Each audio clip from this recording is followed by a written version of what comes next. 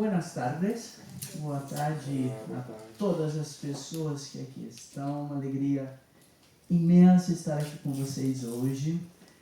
E também com colegas tão imensos aqui nesta mesa. Então, começamos hoje a primeira mesa do nosso evento, intitulada Vulnerabilidades, Conflitos e Governança Global, com nossos amigos Dr. Alexander Seixas da Costa, doutora Márcia Michele Garcia Duarte e Dr. Virgílio Rodrigues Vasquez. Não sei se está perfeito ou não.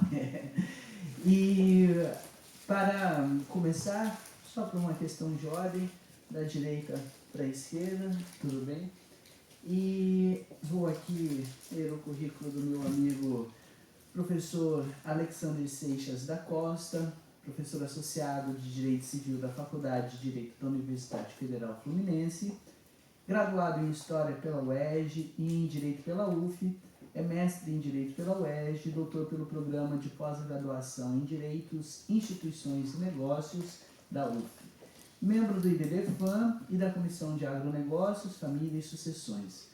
Suas pesquisas abrangem o direito civil, com destaque para a responsabilidade civil, a acessibilidade e a proteção da pessoa com deficiência, a história do direito e a cultura jurídica. Então, professor Alexander está com a palavra. Boa tarde. Boa tarde. Boa tarde. Primeiro, cumprimentar a professora Eve, professora Márcia, professor Gílio. Quero primeiramente agradecer o convite e a honra de poder estar aqui falando, professor Gilvan, professor Eve. Para mim é muito significativo profissionalmente poder vir e expor num congresso internacional. Então, é um momento para mim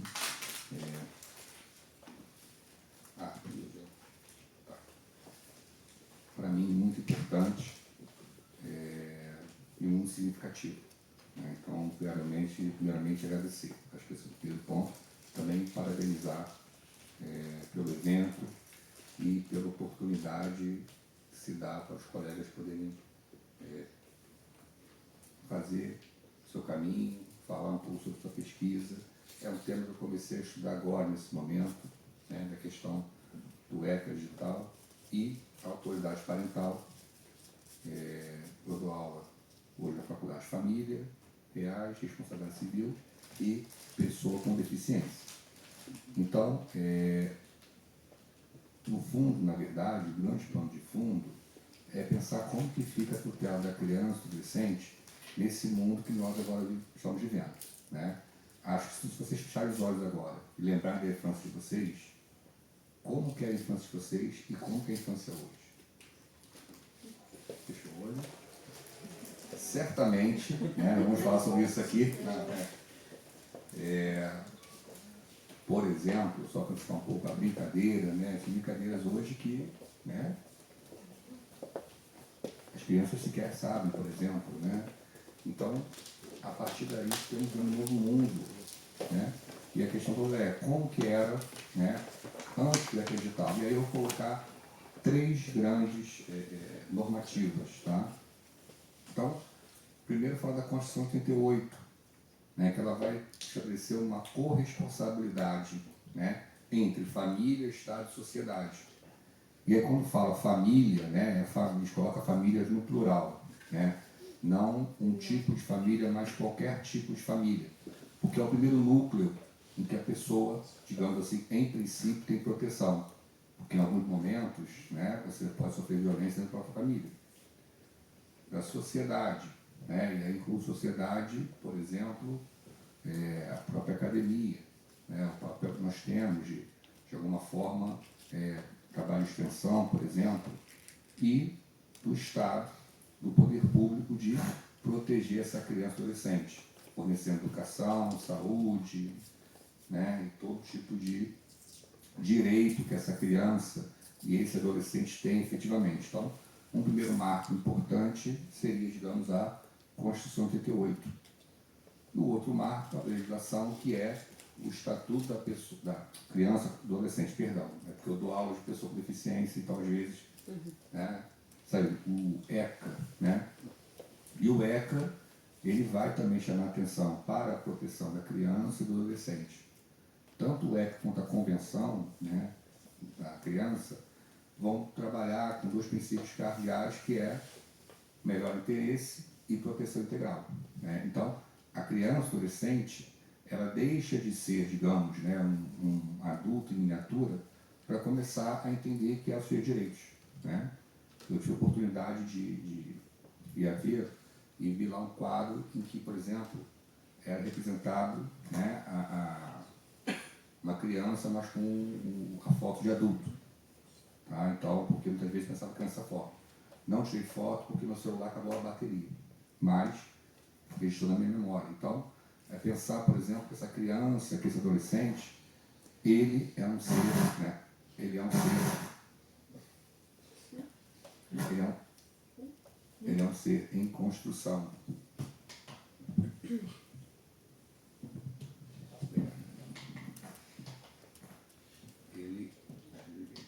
Ele é um ser em construção, né? A gente não pode pensar naquele binômio do artigo do Código Civil absolutamente capaz, não. Eu vou falar muito explicitadamente a autonomia progressiva que a gente fala efetivamente. Então, e a proteção integral, não mais aquela ideia de uma criança só irregular, né?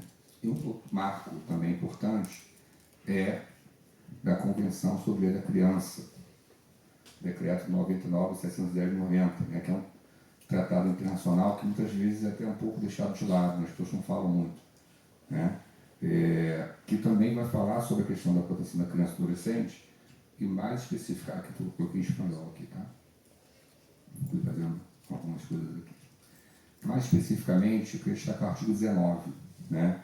No artigo 19, você vai ter, né, a menção expressa e a questão da combate à violência, qualquer tipo de violência, e a gente pode pensar hoje a violência que uma criança pode sofrer, por exemplo, no meio digital. Tá?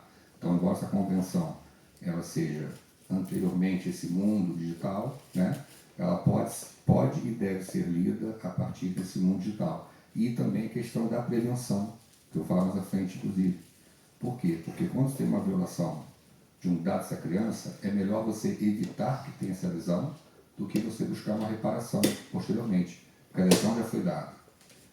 Quando você pega uma foto, por exemplo, de uma criança ou um adolescente, né, e usa de forma inapropriada, joga na internet, por exemplo, é melhor evitar que surja o dano do que você reparar o dano efetivamente.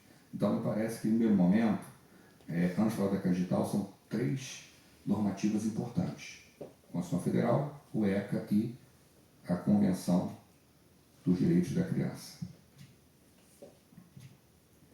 E aí, passando essa primeira parte, a questão, né, do papel do Poder Legislativo, né?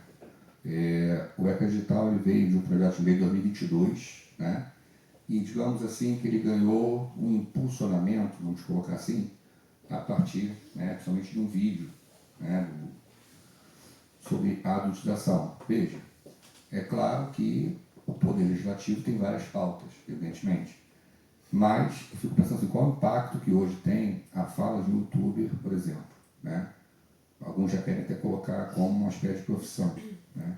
Então, pensar como que, por que esse projeto de lei ficou parado tanto tempo, e por que de repente acelera-se de tal forma, né? A partir dessa fala. Por que dá um, não que seja contra, não, é importante que tenha, mas ao mesmo tempo é questão de se pensar o impacto que tem uma fala, né, de um youtuber, por exemplo, né? E aí a questão da hiperconexão, né? Hoje em dia estamos todos hiperconectados, não é isso? Todos temos WhatsApp, não é verdade? Minha mãe também, minha mãe está com 94, no registro 93, mas está com o WhatsApp dela aí, sempre vê lá, usa o Facebook, faz as coisas, né? Então, meu pai, ele vai ganhar, né? Mas não tá nesse mundo, né? E a criança também, ela entra também nesse mundo conectado. Hoje em dia, né, todo mundo está sempre usando a internet, a todo momento, a todo instante, né? O Hélio falou uma frase aqui que eu anotei aqui ontem.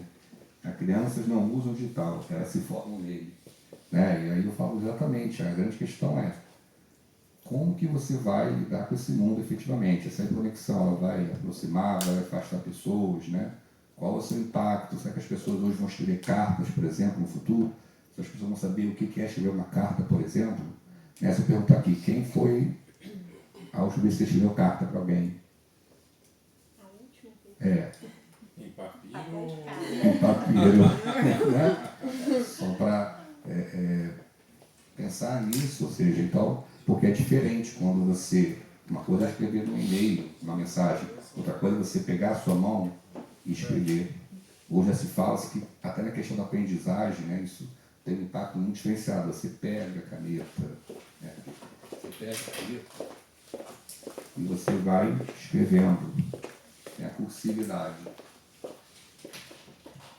Aqui uma foto, né, que acho que mostra um pouco dessa hiperconexão para a gente pensar, né? Então você tem lá sempre benefícios e malefícios, né? Então você tem possibilidade de ter contato com pessoas, você tem possibilidade de trocar ideias, discutir a questão da democracia, da cidadania, né? Entender direitos e deveres também, né?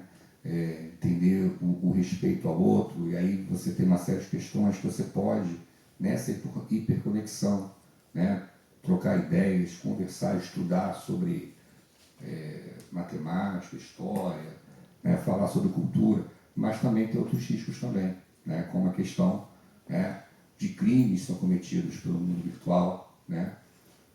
Não raro você tem situações, né, de hoje em dia usar o WhatsApp para pegar, né, de dinheiro, violação da privacidade, né, a questão do abuso sexual infantil, do grooming, né, que é uma pessoa que ela vai conversando com a criança e o adolescente também até ganhar confiança dele.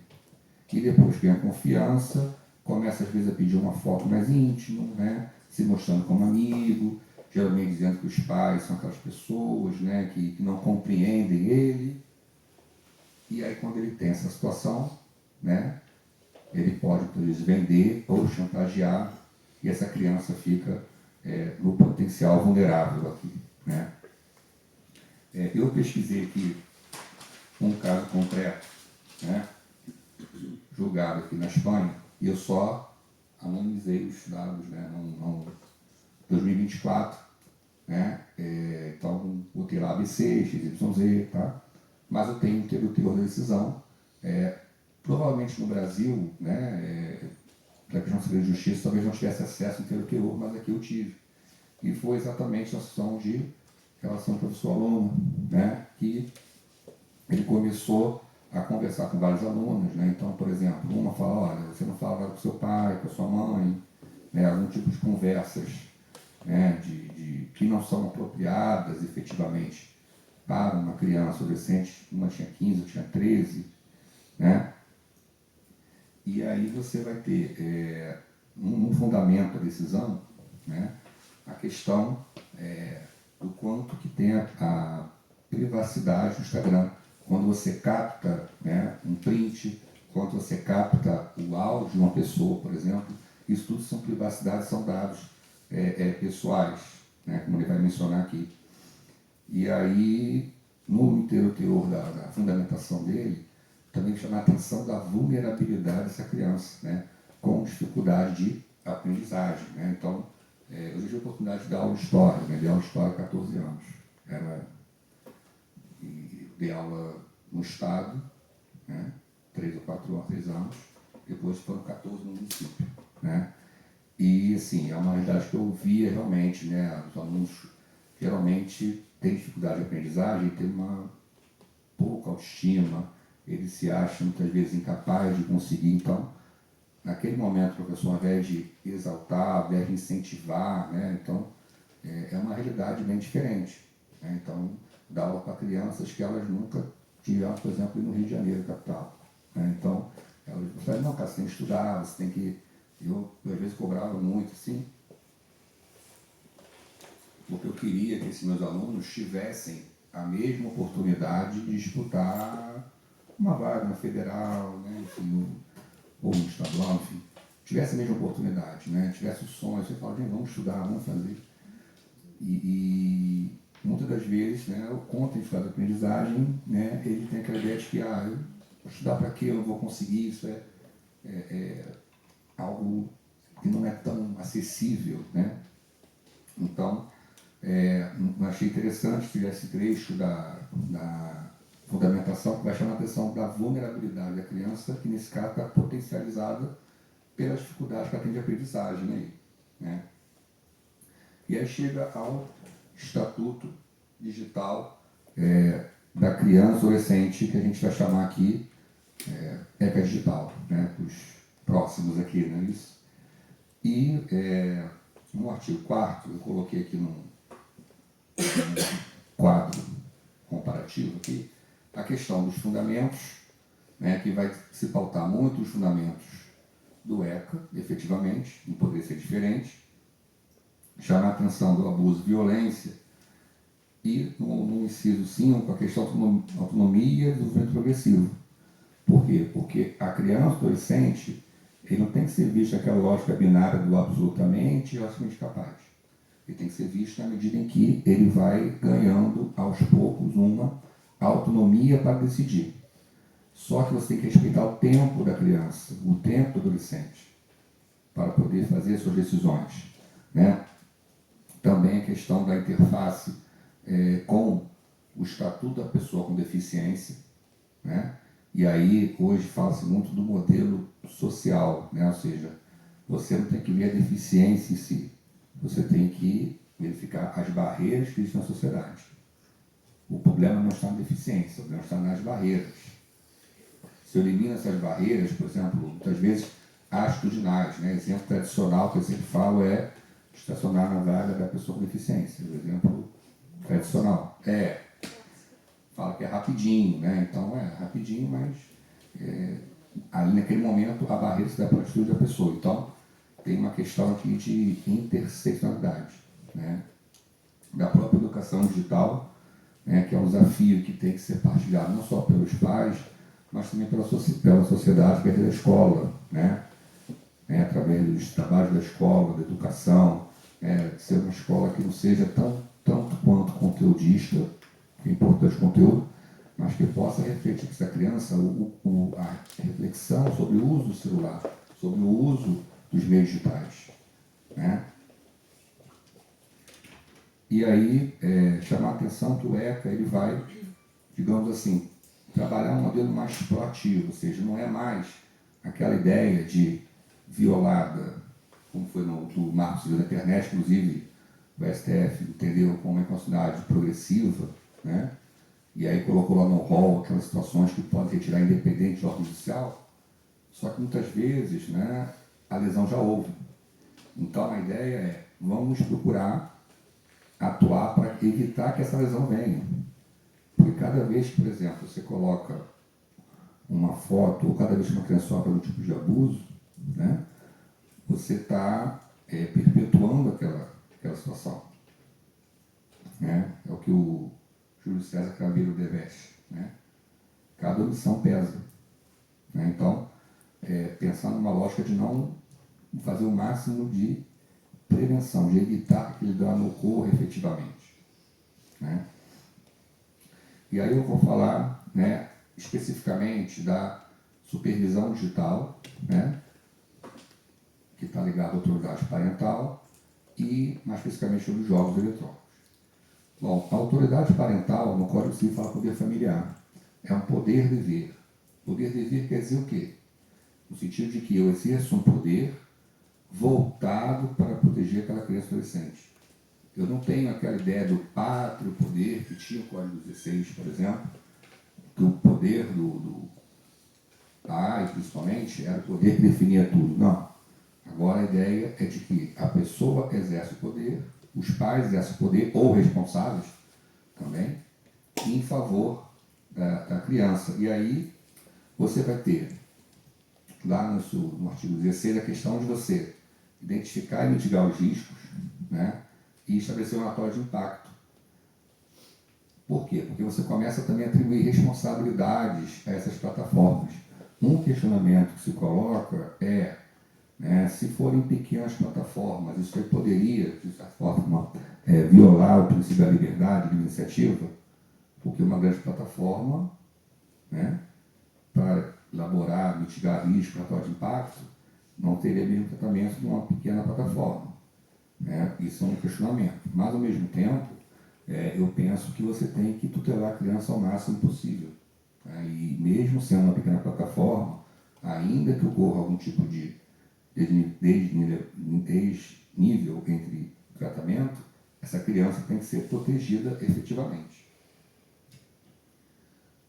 Também a comunicação, tá? Informações claras e acessíveis. E aí me parece também, embora o ECA não fale, né, acessibilidade também para os com deficiência, como que vai ser efetivamente, né? Que tem uma linguagem que os pais e responsáveis legais muitas vezes podem ser, por exemplo, podem ser os pais, podem ser os avós, por exemplo, né? Então, imagina uma situação dessa, que na verdade uma criança é cuidada pelos avós, né, pessoas idosas. Então, ter uma linguagem apropriada, aviso para a criança, porque a criança tem uma privacidade também. Os pais, os responsáveis devem supervisionar, mas a criança também tem que ter o seu espaço de privacidade. Então, é importante respeitar essa privacidade e ponderar com a autoridade parental.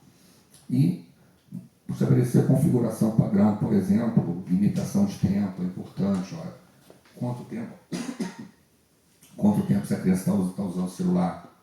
Até que ponto isso não pode causar um malefício para essa criança, né? Ou falar, olha, vamos parar e vamos tentar fazer outra atividade. Vamos procurar ter outra atividade mais lúdica, enfim, não ficar apenas no celular. E aí entra a educação digital. Olha, você não pode usar tanto o celular, você não pode usar a todo momento, né? As crianças hoje usam de tal forma que em 5 minutos.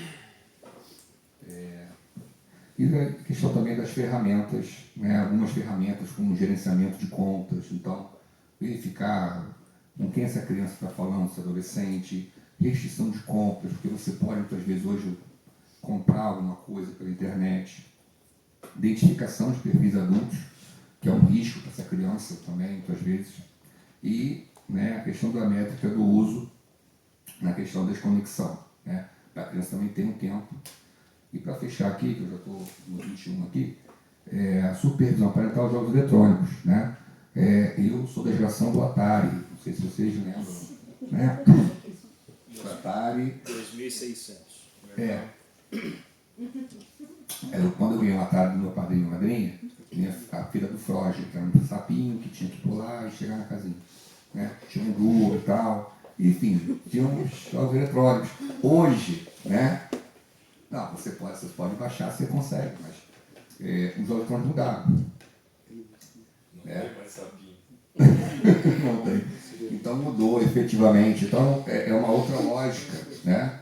E aí, por exemplo, duas questões interessantes é o fato da proibição de caixas de recompensas, porque são questões aleatórias. Você pode, sei lá, ganhar uma vida, mas você pode também não ganhar pouca coisa. E isso pode gerar na criança um impacto muito grande, que é a questão do consumismo em excesso. Essa é a grande preocupação. Alguns já colocam até essa caixa de recompensa como jogos de azar, né? E aí, ou ao próximo jogo de azar, não como uma experiência lúdica, porque a criança tem direito de brincar, adolescente também. Mas principalmente a criança tem direito de brincar. Todo mundo foi criança, todo mundo brincou aqui, né? Ou presumo, não é problema. Então, e o brincar, ele serve para isso, para você descontrair, né? Para você ter essa participação. Estava lá em Salamanca, eu vi as crianças brincando de futebol, meninos e meninas. A menina fez para começar o jogo. Estávamos brincando ali. E isso é interessante. Quem lembra do café com leite? Que aquela criança menor que brincava junto com o outro, né? Que não podia. Esse exemplo, só lembra aqui, né? Então, esse é o primeiro ponto aqui. E o segundo ponto aqui, para fechar, falta um minuto, né? A funcionalidade da interação dos conversos jogadores, né? Por quê? Porque os jogos eletrônicos são um espaço de sociabilidade, né? Então não é só eu estou jogando, não, eu estou jogando aqui, estou fazendo interação, estou com o Caio ali conversando e tal, sei o quê, estou com o Sérgio ali e tal. Só que na verdade, você pode ter muitas vezes uma situação de possíveis violência, né? Então por isso é importante ter esse cuidado também por relação aos jogos eletrônicos, que eu coloco como um exemplo, né, de aplicabilidade da supervisão digital. Então, acho que é um pouco essa figura aqui está falando. Acho que a proteção, né, da criança e adolescente, ela cabe a todos nós, né? A família, em primeiro lugar, que é o primeiro núcleo, né? A sociedade e ao Estado. Aqui eu tratei mais da questão da família. Aí agradeço aqui, estou terminando a minha fala. Obrigado.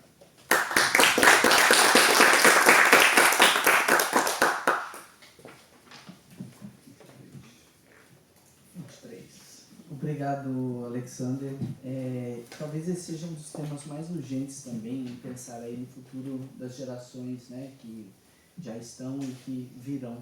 Principalmente pelo fato de que hoje, basicamente, elas não estão sendo educadas pela família ou pelo ambiente, né, estão sendo educadas pelas redes, né. Então, estamos tentando entender o que será possível de ser feito com um ECA digital. Será que ele terá realmente uma eficiência ou não? Será que é só um paliativo para um momento que a gente não sabe o que fazer, né? Então, enfim, muitas questões que ficam em aberto aí para nós. E passo agora, sim, para abrir a outra apresentação. A minha querida professora Márcia Michele Garcia Duarte é professora de Direito Processual da Universidade Federal Fluminense e da Universidade do Estado do Rio de Janeiro, atuando na graduação e na pós-graduação de ambas as instituições, no PPGD-UF e no PPGD-UERJ. Doutora, mestra e especialista em Direito pela Universidade Estácio de Sá, realizou pós-doutorado em Democracia e Direitos Humanos pela Universidade de Coimbra e em Direito Processual pela UERJ. Advogada e mediadora judicial e extrajudicial, integra o Instituto Brasileiro de Direito Processual e a Associação Brasileira Elas no Processo.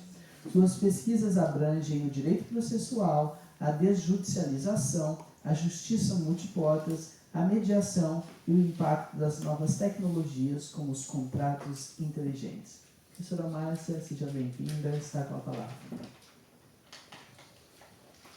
Muito obrigada, professor Heber. Muito obrigada, é um prazer estar aqui nessa tarde, na mesa 1, ladeada por pessoas tão especiais que eu admiro e em assuntos extremamente relevantes, desde já agradecendo formalmente ao professor Gilvan por me convidar para participar do evento. Foi uma mensagem realmente muito enriquecedora, muito honrosa, né? Quando eu recebi o convite do professor Gilvan, e então não poderia deixar de público registrar meus agradecimentos sinceros e minha grande honra de estar aqui. Tá? Agradecer ao Heber, nosso querido professor Heber, que não só está cuidando da nossa recreação com muito primor, mas uma recreação cultural riquíssima, importantíssima, tendo a oportunidade de conhecer espaços que não são abertos aos turistas. Então, todo o esforço e toda a dedicação do professor Heber, sobretudo a paciência, né? Muita paciência e prontidão para responder às nossas dúvidas, mensagens, etc. Também registro os meus agradecimentos, e a Laura, que antes de conhecê-la pessoalmente também passou informações valiosíssimas para que nós pudéssemos nos organizar e estarmos aqui hoje. Né? Então, quebrando um pouco o protocolo, também agradeço ao meu marido.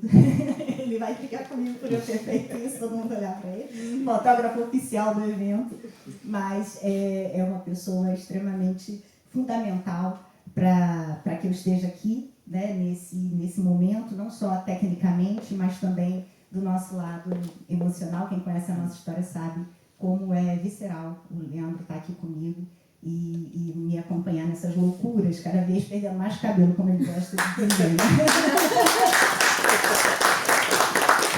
Obrigada. Então, cumprimento formalmente o professor Alexander, querido colega de UF, professor Heber, como colega de UF também, e um prazer conhecer o professor Virgílio Vasquez. Tá? Uma grande alegria estar compartilhando essa mesa.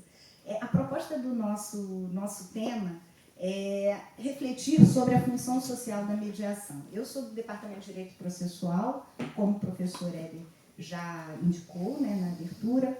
Então, o meu olhar é de acesso à justiça, e nessa ótica de acesso à justiça nós temos trabalhado muito o sistema multiportas, sistema de justiça multiportas, não mais como um método adequado, alternativo ou amigável, mas como um sistema que integra, né, todo o sistema de justiça. E dentro dessa lógica desse sistema de justiça, que infelizmente costuma vir associada a um caminho para desafogar o poder judiciário, existe algo muito mais fundamental. E por isso o tema é a função social da mediação. Muito mais do que falar sobre a lei de mediação, as regras, princípios, pensar na função social da mediação como algo fundamental para uma modificação de cultura, para a transformação do olhar, das convivências e tratamento dos conflitos. Dentro desse tópico, nós fizemos uma análise que é pelo menos no Brasil, nós temos, desde 2015, professor, a lei da mediação.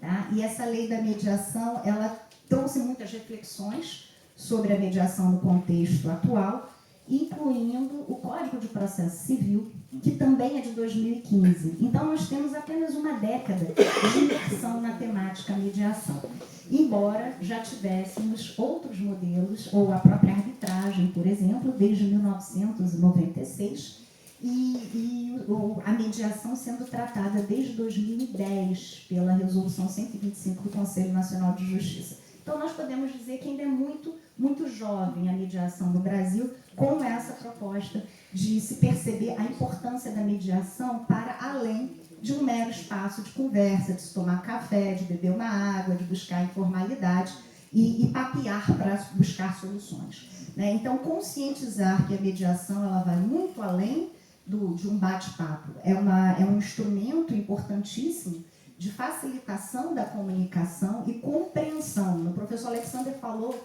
há pouco a respeito da linguagem que tem que ser adequada na comunicação digital. Então, quem é o responsável legal pela criança? Esse responsável legal consegue, esse representante legal, consegue compreender qual é a linguagem, o informatiquês, para supervisionar adequadamente a criança? O mesmo na mediação. O profissional do direito, ele compreende qual é a dinâmica da mediação, ele orienta adequadamente que as pessoas que estejam sendo representadas processualmente compareçam à sessão de mediação imbuídas realmente do espírito de ouvir e depois tomar decisões. Né? Então, são pontos que precisam ser destacados, e isso necessita, para que isso aconteça, é necessário quebrar ali uma grande cultura adversarial, que está muito enraizada. E como se modifica essa cultura? Bom, por isso que nós trouxemos, né, primeiro, a mudança da cultura do litígio para a cultura de paz. E depois da Covid-19, nós tivemos como legado da Covid não só a virtualização dos processos com muito mais impacto, os atos processuais sendo praticados de forma eletrônica de uma maneira, por exemplo, comunicações por WhatsApp, sessões de julgamento pelo meio eletrônico, por videoconferência, depoimentos, etc. Então, foi um legado, vamos dizer assim, da pandemia, esse olhar virtualizado. E, em paralelo, nós tivemos também um olhar mais sensível para a condição humana. Então, quando nós pensamos, né, na Revolução Francesa, o legado da Revolução, igualdade, fraternidade, e onde que estava a fraternidade no direito? Na visão, na aplicação do direito de modo geral. Né? Então, nós buscamos a igualdade com muito afinco, mas a fraternidade em si acabou sendo pouco pensada. O que seria a fraternidade dentro da ótica de um processo judicial, seja um processo em curso, seja numa lógica de conflito, antes mesmo da instauração de um processo judicial?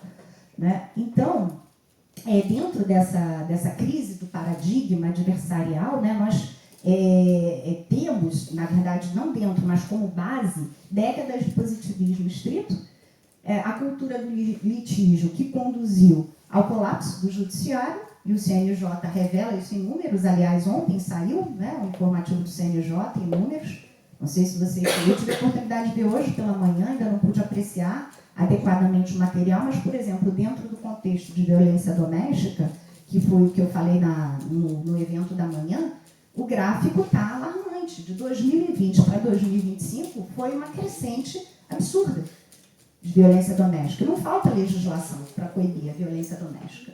Então, o que está faltando? Talvez nos seios familiares mais diálogo. Algo que se transmita desde a tenra idade. Algo que se trabalhe, mediação dentro das escolas, por exemplo. Vamos conversar, vamos entender por que o coleguinha agiu de tal forma. Vamos compreender qual é o ponto de vista dele, como ele estava enxergando essa situação, por que ele respondeu assim.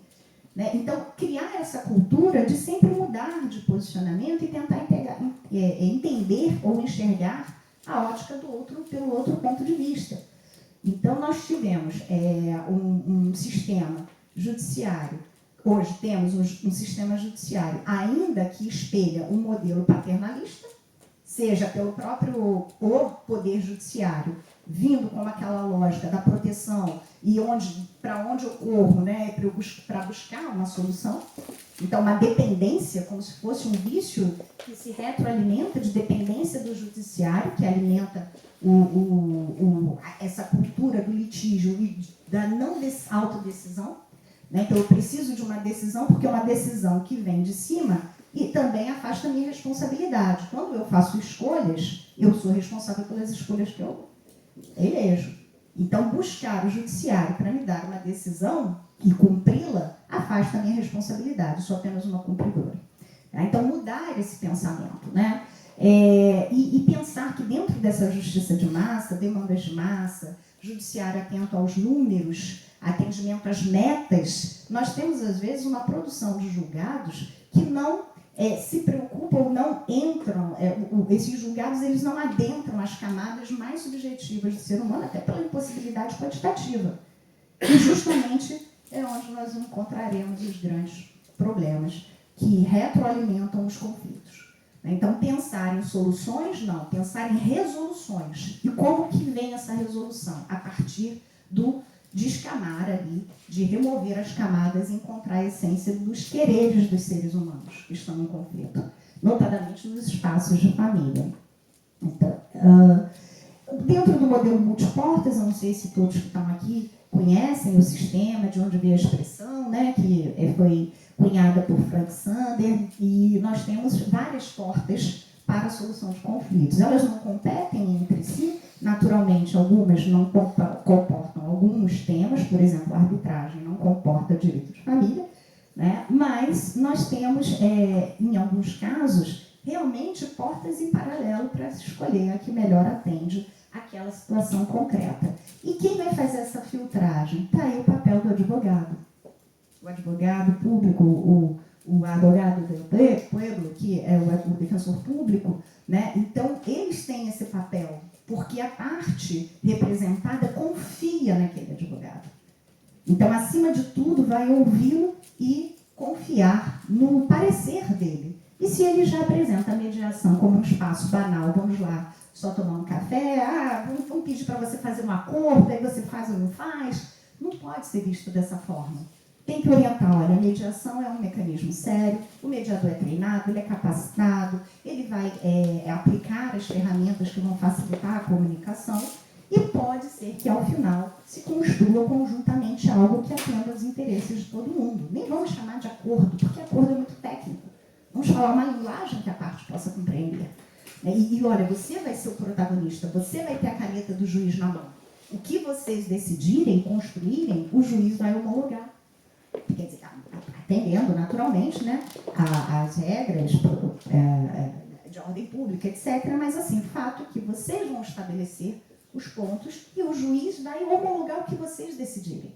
Então, dar essa importância para o jurisdicionado, explicar, inclusive, a mediação pré-processual, a mediação extraprocessual. Tá? Então, o judiciário deixa de ser só um lugar de decisões e se torna um centro de soluções, quer dizer, múltiplas portas, não só a caneta do juiz, decidindo pelas partes, mas a caneta do juiz de forma homologatória. E aí, dentro de função social da mediação, a gente propõe dois prismas. um prisma, um eixo estruturante e um eixo resultante. Então, dentro dessa ótica de eixo estruturante, nós temos que a mediação ela constrói bases para os métodos autocompositivos florescerem. Pensar no eixo estruturante como a construção de ética de comportamento. Ética comportamental que se constrói nas mínimas coisas do dia a dia e nas grandes decisões que sejam tomadas, e dizendo respeito a direito de família, de vizinhança, empresarial, etc. Pensar na sanção pedagógica. O que é essa sanção pedagógica que nós também trouxemos como reflexão? Se o sistema brasileiro nos estimula a buscar os caminhos desjudicializados, se o sistema brasileiro nos estimula a procurar soluções fora do judiciário, que sejam realizadas por meio de escritura pública, que sejam realizadas por meio de um termo de transação homologado ou não pelo juiz, ou assinado apenas pelas partes, pelos transatores e os seus representantes legais, etc., que garantias eu tenho que o meu adversário esteja conversando comigo numa negociação e não esteja me traindo negocialmente e ajuizando uma ação em paralelo? Que segurança eu tenho? Bom, primeiro, vamos pensar de uma maneira muito gélida. Primeiro, eu ajuizo a ação e lá no curso, eu dentro do processo, o juiz vai marcar uma mediação, uma sessão de mediação, uma audiência de conciliação, e lá eu vejo se eu faço um acordo ou não. Mas, enquanto isso, o processo está tramitando. Meu direito é firme, eu estou brigando por ele. E por que eu deveria, se eu tenho esse caminho cômodo, por que eu deveria buscar um outro caminho de tentar resolver amigavelmente, marcar uma reunião? Qual estímulo eu tenho?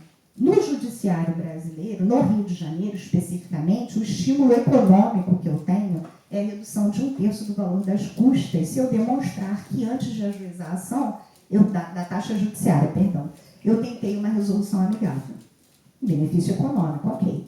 Mas imaginem numa questão de família em que, vamos imaginar aqui que um dos pais queira oferecer alimentos ao filho, procura a mãe ou outro pai da criança para estabelecer ali, organizar e fazer um ajuste de alimentos, de valor de alimentos, em vez de ajuizar a ação diretamente. Bom, a outra parte entra na mesa de negociação, mas por trás ingressa com uma ação de alimentos. E aí aquele primeiro que estava oferecendo alimentos, de suposto autor oferecendo, ou de inicialmente autor oferecendo os alimentos, passa réu numa ação de alimentos. Que estímulo eu estou dando? Se eu sou advogado orientando a este pai que, em vez de oferecer alimentos em juízo, tente fazer isso por meio de um termo de acordo e depois pedir sua homologação em juízo. E aí, de repente, esse pai é demandado, o oficial de justiça na porta, citação, ação de alimentos. E aí o pai vira para mim e fala: doutora, mas você não disse que era para a gente tentar fazer uma negociação? Eu era o autor da ação, agora eu virei réu. Parece que eu não dou atenção. Que segurança eu tenho? Então, isso é uma coisa muito séria. E tem que se pensar em punir economicamente, por isso que a gente fala em sanção pedagógica, punir economicamente aquele que, durante uma negociação pré-processual, trai, antes de encerrar aquela janela de negociação, trai a parte contrária a juízo uma ação, surpreendendo o negociante, tornando-o adversário. Tá? Então, pensar nessa sanção pedagógica como um estímulo também à desjudicialização, políticas públicas, naturalmente. E um outro ponto também muito significativo é a reforma curricular. A reforma curricular que nós tivemos agora no Brasil, a partir da DCM de 2018, a obrigatoriedade de se incluir no currículo escolar da formação em direito disciplinas de métodos consensuais de resolução de conflitos. Tá? Então, estimular o atuar colaborativo, enfim, os deveres morais e éticos de negociação, durante a negociação. Né? Então, isso estaria dentro da base da estrutura, não só estimular pessoas fora da academia, mas também trabalhar na formação do futuro profissional do direito, a experiência positiva e o conhecimento a respeito dos métodos consensuais. E como resultante disso, nós poderíamos encontrar, como hipótese, naturalmente, uma ampliação da pacificação social por meio da emancipação dos sujeitos, para que esses sujeitos tenham condições de administrar os seus próprios conflitos em situações futuras, restauração de laços afetivos ou sociais rompidos pelo conflito, seja num espaço de vizinhança, num espaço de família, num espaço empresarial, e a emancipação, a cidadania, a restauração de laços e a melhora, sim, a melhora do diálogo, a melhora dialogal de modo geral. Tá? Já falamos um pouco sobre a ética. Quanto tempo eu tenho? Eu botei aqui para contar e parei. 7 minutos, então, tá bom. Dentro dessa ética, né, estruturante, desse eixo estruturante, associar a ética comportamental, então edificar uma base ética procedimental que sustenta a confiança, que sustente confiança no modelo multiportas, porque hoje há uma desconfiança, hoje ainda há uma desconfiança muito grande. No painel da manhã a gente viu bem isso, né? A gente viu bem que assim, não é fácil gerar confiança nesse mecanismo, porque ainda existe uma percepção cultural que tentar resolver no diálogo é como se eu estivesse dizendo que o meu direito é fraco, eu não confio, mas essa advogada não confia muito, ela não está muito confiante nesse processo, por isso que ela quer fazer esse acordo. E não tem nada a ver, muito pelo contrário. Né? O advogado consensual, o advogado colaborativo, ele não é menos imbatível, ele sabe utilizar a estratégia processual e sabe utilizar também as ferramentas dentro de um processo se for necessário. Mas isso não tira, ele não está em dois eixos autônomos e desconectados, ele está integrado aos dois modelos, só que ele utiliza cada modelo num momento específico. Né? Veste a roupa da pacificação, mas se tiver que duelar no processo, ele também tem que ter o conhecimento técnico para isso. O atuar colaborativo, hoje nós temos na legislação brasileira o artigo 6º do Código de Processo Civil, que ele é muito emblemático em relação a esse dever de atuar colaborativo por parte dos advogados, dos juízes, do Ministério Público, as partes, os funcionários dos tribunais. Então, há necessidade de que todos voltem esforços, conectem esforços para gerar o resultado mais colaborativo possível dentro do processo e antes mesmo do processo. Tá?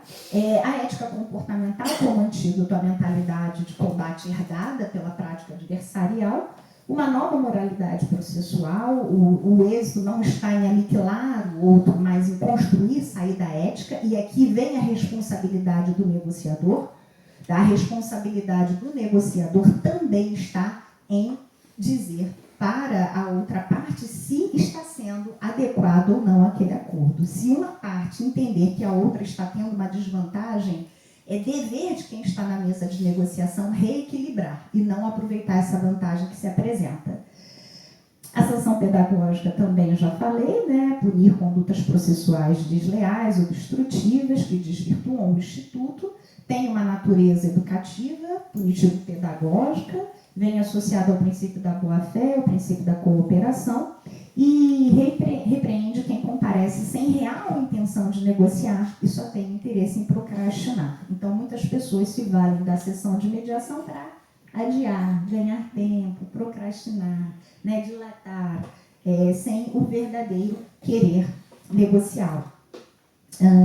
A mediação ela é acolhedora, mas ela não pode ser banalizada. A mediação é acolhedora, mas não pode ser trivializada, né? E essa é a distorção que a gente acaba identificando.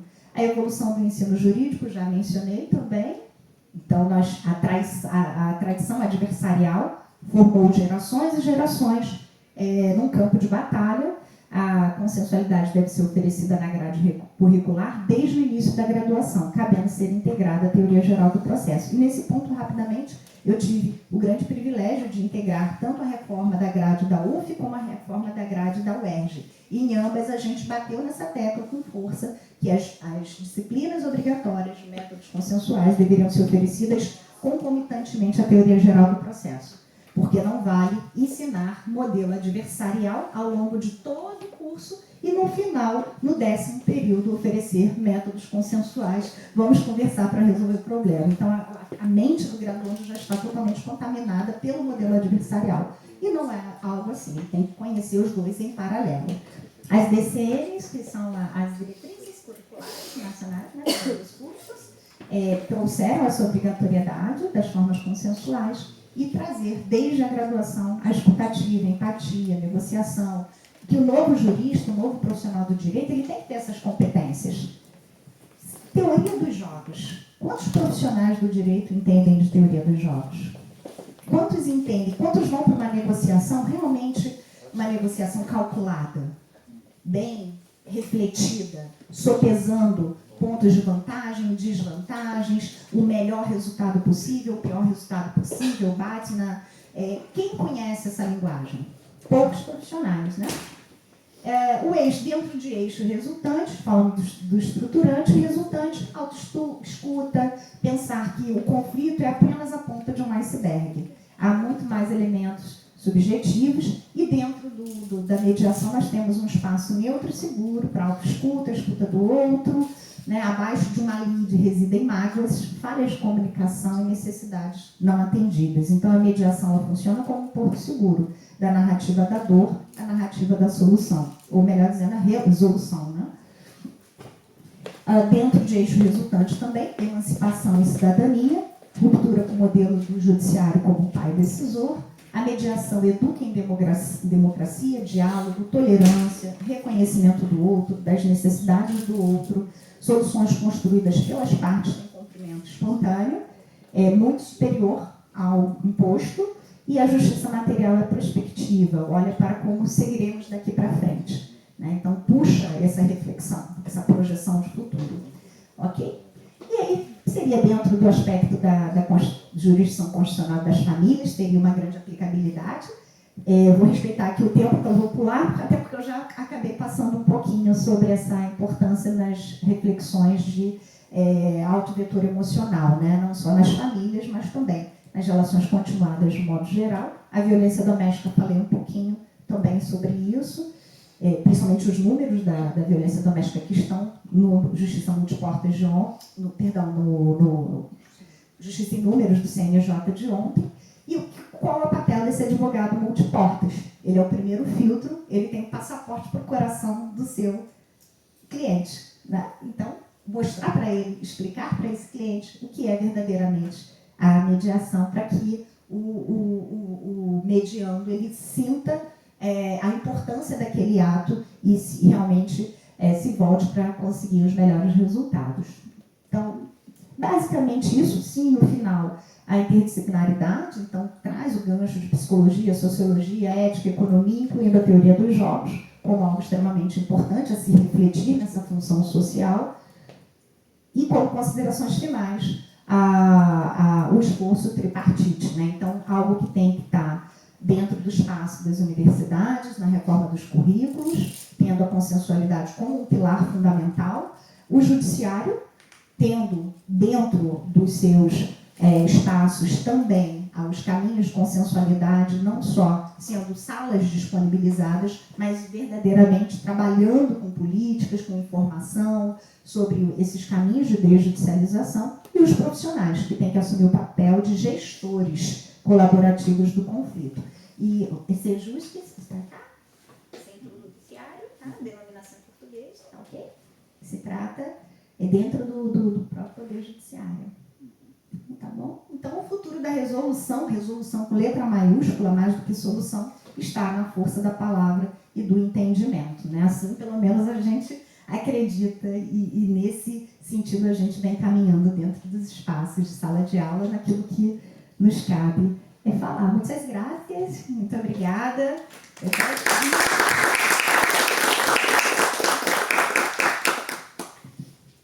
Professora Márcia, muito obrigado pelas palavras e realmente não é só adversarial o nosso modelo, ele é bélico, né? Nós queremos matar a outra pessoa e ensinamos os alunos a guerrear, né? Então, eu lembro que o meu primeiro estágio na graduação em escritório, a dona do escritório me chamou e disse assim, olha, você tem tentado muitas mediações e talvez você não vá conseguir ter dinheiro no direito. Né? Então, nós trabalhamos para construir uma guerra, para lucrar com a guerra. Né? Aliás, a guerra geralmente é feita para ter lucratividade, né? Para alguns países, claro, obviamente. Muito obrigado. Professor Virgilio, creo que está desde 2019, ¿no? Con nosotros, sí. Entonces es uno de los padres también del Congreso, creo. Pilgrims. Sí. Profesor Virgilio Rodríguez Vázquez es profesor titular de Derecho Penal de la Facultad de Derecho de la Universidad de Vigo, licenciado y doctor en Derecho por la Universidad de Vigo. Fue también vicerrector del campus de Orense, ha realizado estancias de investigación en las universidades de Göttingen, Coimbra, Cardiff y Buenos Aires. Sus líneas de investigación se centran en la protección del medio ambiente, la protección penal de los trabajadores, el derecho penal médico y las relaciones entre derecho, nuevas tecnologías y ciberseguridad, siendo autor de una monografía sobre responsabilidad penal en el ejercicio de actividades médico-sanitarias. Profesor, muchas gracias por siempre estar con nosotros y es una alegría compartir esta mesa contigo. Por favor. Obrigado, Eder. Bueno, en primer lugar,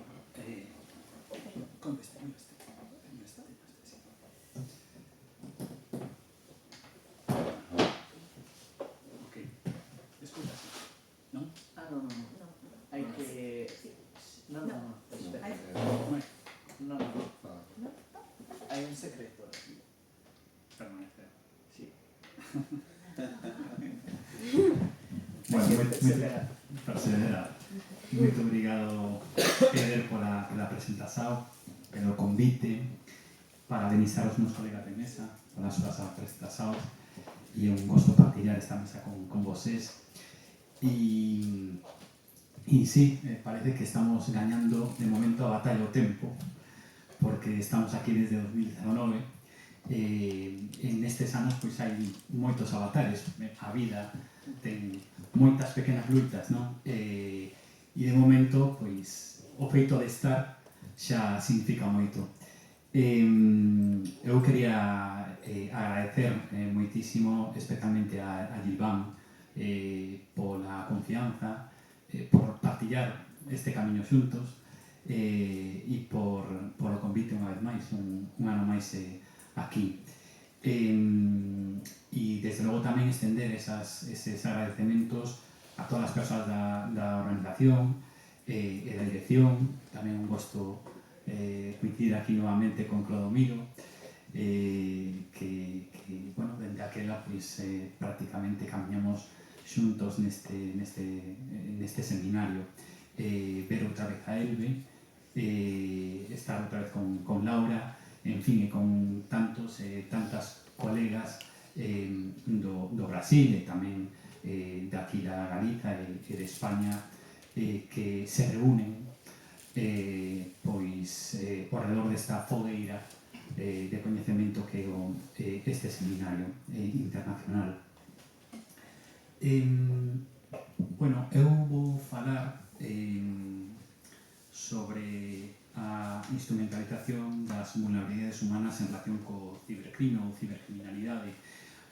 En parte, pois xa foi tratado por Alexander, falando das crianzas e que son, bueno, pois un dos actores máis vulnerables en relación co cibercrime e creo que quedou suficientemente pois posto sobre a mesa e probado coa súa presentación.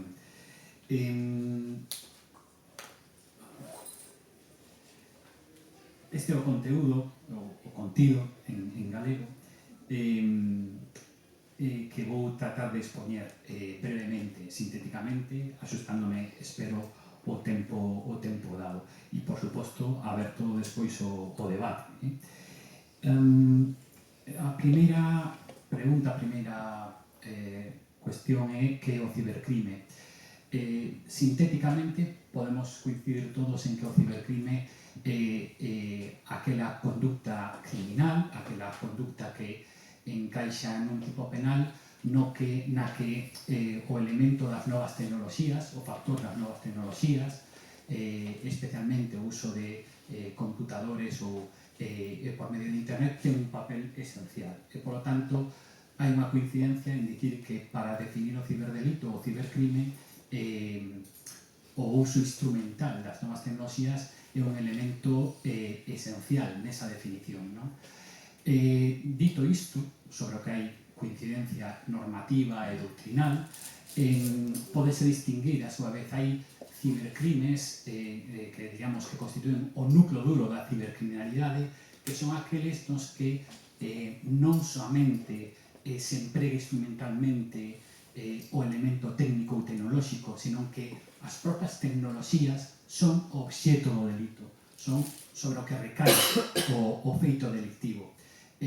Por exemplo, o delito de danos informáticos, cando se borran datos ou se borran documentos, aí non solamente se está empregando instrumentalmente o medio tecnolóxico, sino que o elemento tecnolóxico constitúe o obxeto material sobre o que recae o delito.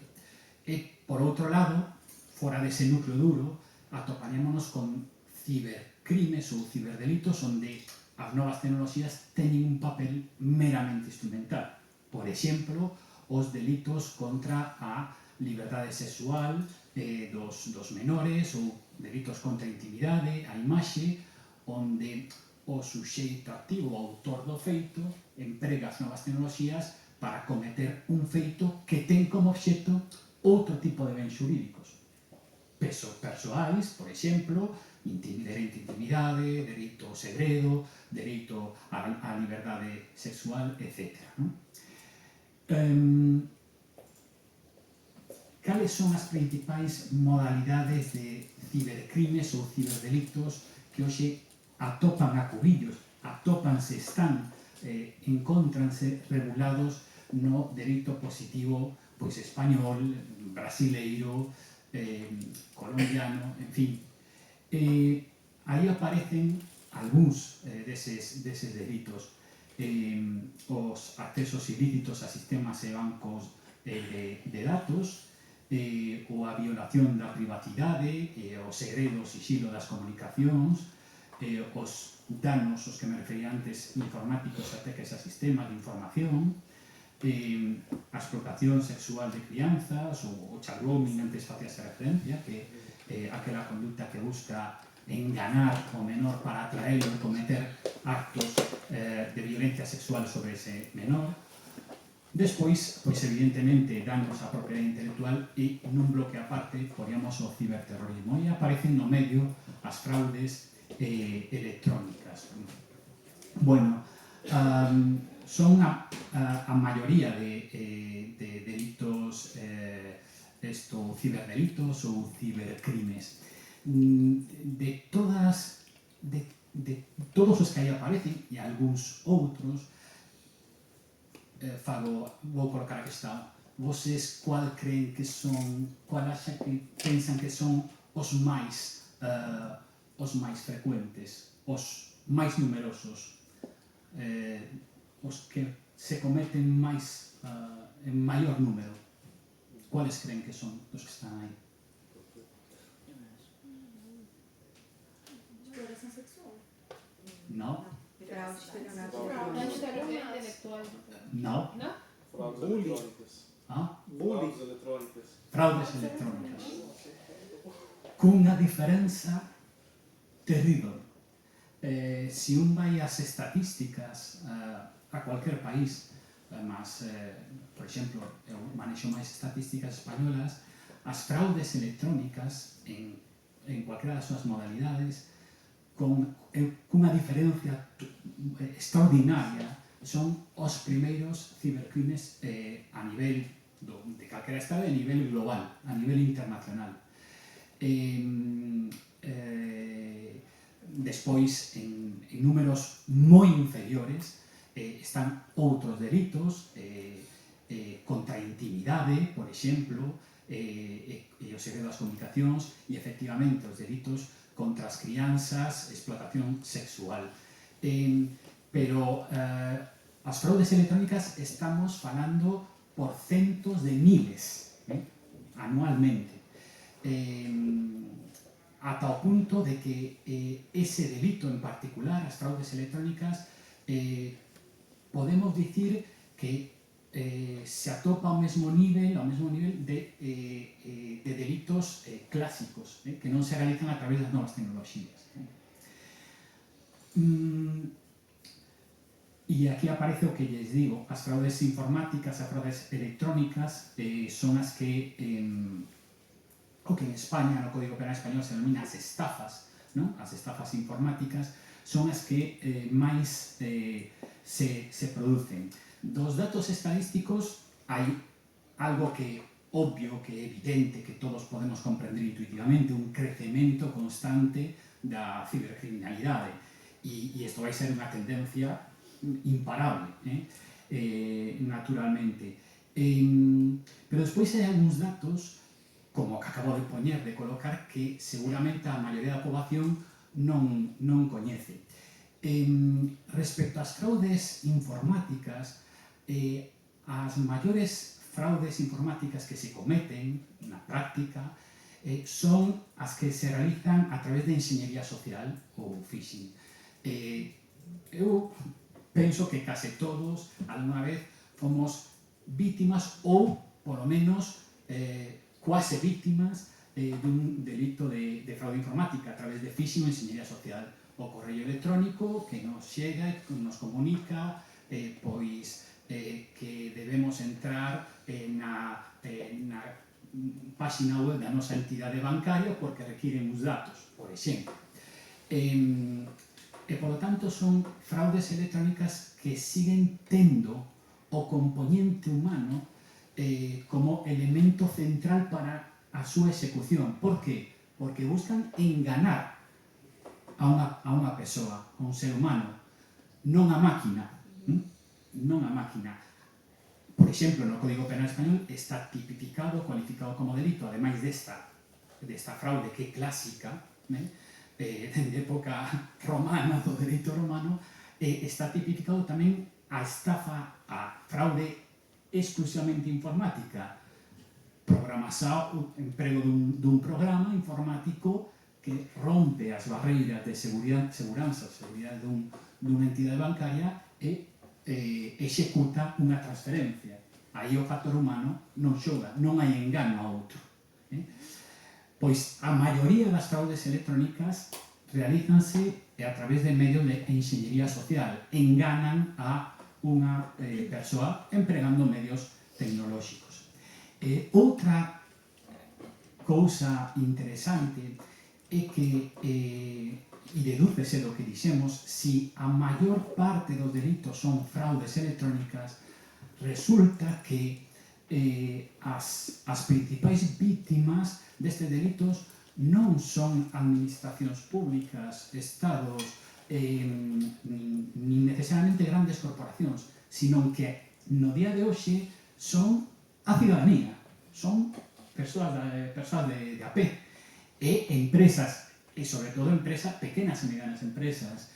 É certo que moitas veces a alarma social, os casos mediáticos son os das grandes empresas. Claro, cando se produce unha rotura dunha medida de seguranza, de ciberseguranza nunha gran empresa, pois as aerolíneas sufriron un ciberataque e todos os datos dos pasaxeiros circulan ou están en mans de...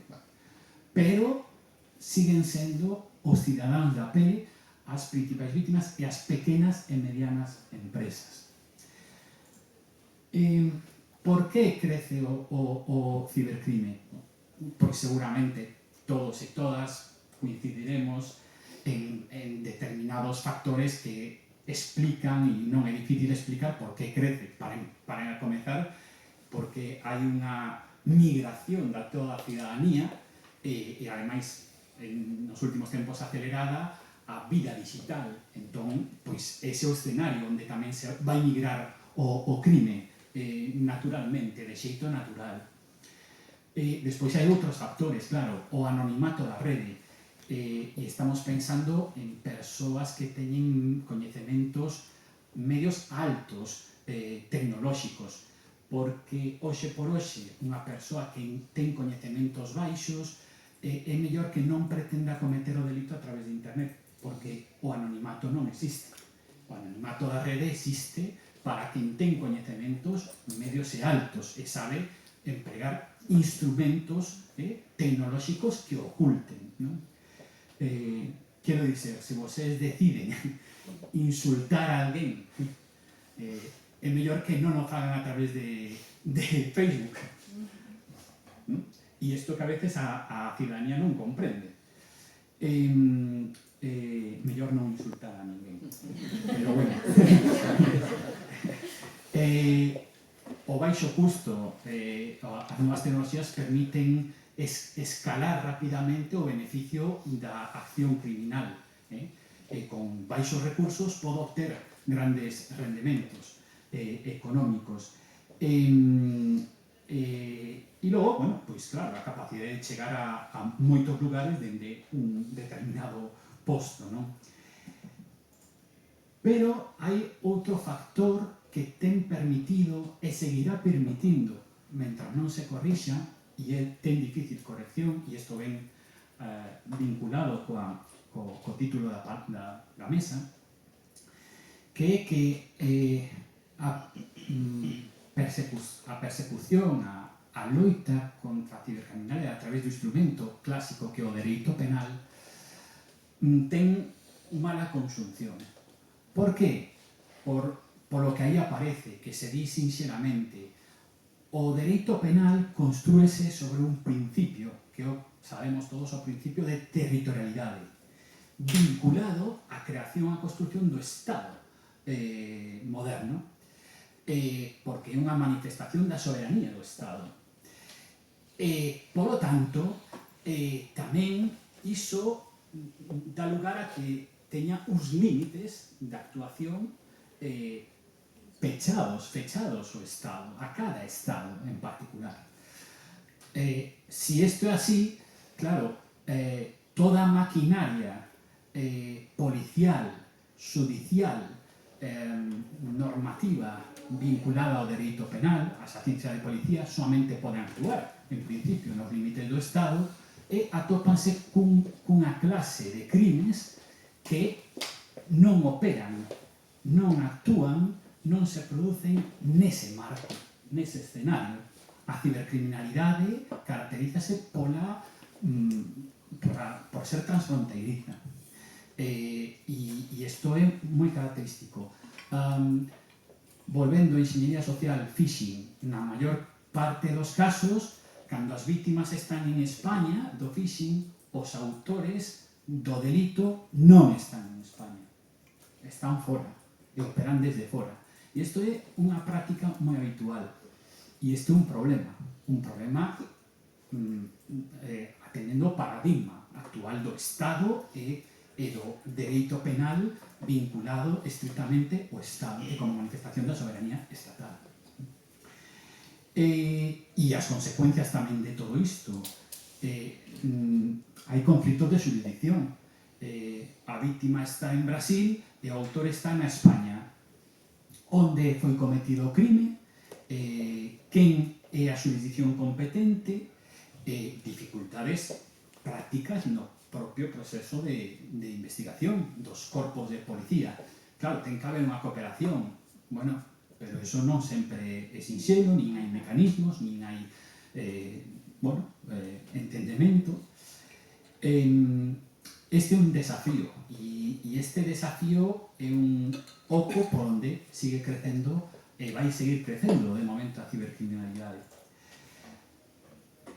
Pero tamén o que explica ese crecemento da cibercriminalidade está vinculado á vulnerabilidade das vítimas. E a vulnerabilidade das vítimas non ten que ver tanto con falta de recursos tecnolóxicos para facer fronte á cibercriminalidade, sino que ten que ver fundamentalmente coa falta de cultura preventiva por parte da ciudadanía. Nos estamos estamos manexando ferramentas tecnolóxicas e prácticamente en todos os sectores etarios. Non ten que ver tanto nunha cuestión de idade sin aplicar medidas de seguridade. Abrimos un ordenador, un computador, empregamos o computador e o mínimo que sería ter un antivirus actualizado, pois non o temos. E que di eso di moitísimas outras cousas. Hai unha parte da población moi grande que confía simplemente polo feito de que apareza esa información nunha página web. As pequenas e medianas empresas moitas veces non teñen unha cultura instalada preventiva para hacer fronte aos desafíos, os problemas da cibercriminalidade. Por suposto, hai outro tipo de vulnerabilidades que teñen que ver, por exemplo, coas desigualdades tecnolóxicas ou a brecha digital por distintos motivos económicos, motivos culturais, motivos de idade.